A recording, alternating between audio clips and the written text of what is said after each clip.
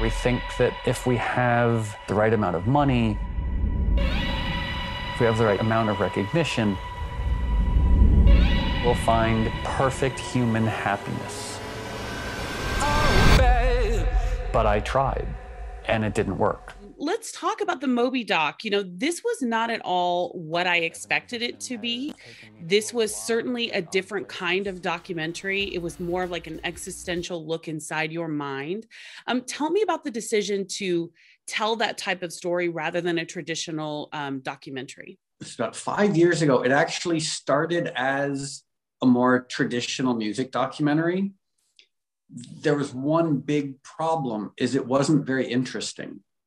And so Rob, the director, and I sort of asked ourselves, like, how do we make a documentary? How do we tell a story without using all of the traditional ways in which documentaries tell stories? And that's why we have, animation, interviews with dogs, David Lynch, puppets, dioramas, sort of like whenever we looked at a story we wanted to tell, the question was like, well, what can we do that we have not seen done before?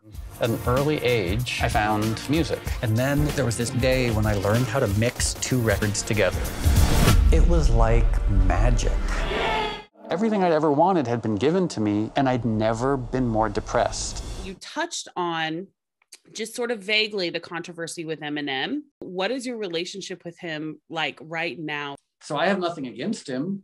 I think that he's done a lot to sort of like draw attention to politics, voting, voter registration. So if we were to meet, I'd assume we'd just be a couple of middle-aged guys talking about how weird things used to be. Not to bring up controversy or continue on the controversy train, but I do want to talk about your restaurant here in LA that had to close down during the pandemic last year. What is your involvement with the restaurant now? And do you have any plans to continue being involved in the restaurant business? I owned Little Pine mainly to promote veganism, to promote animal rights. Like I ran it as a nonprofit. Any money that came in went to charity. I never took a penny from it. So as a result, I also was not very good at running it. And so when the pandemic happened, I realized, okay, I think I might just have to shut this down. So basically, I shut down the restaurant. I had no experience shutting down a restaurant. So I did the best that I could. 'Cause in my dreams, I'm dying all the time.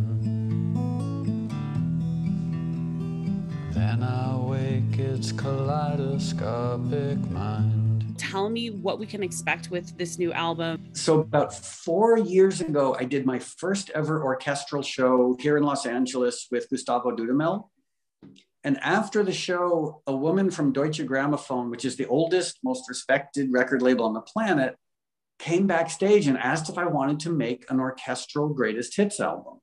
And I said, yes. Because one, I love the idea of working with an orchestra and working with gospel choirs, but also I just love the ability of using human instruments, human voices to create emotion.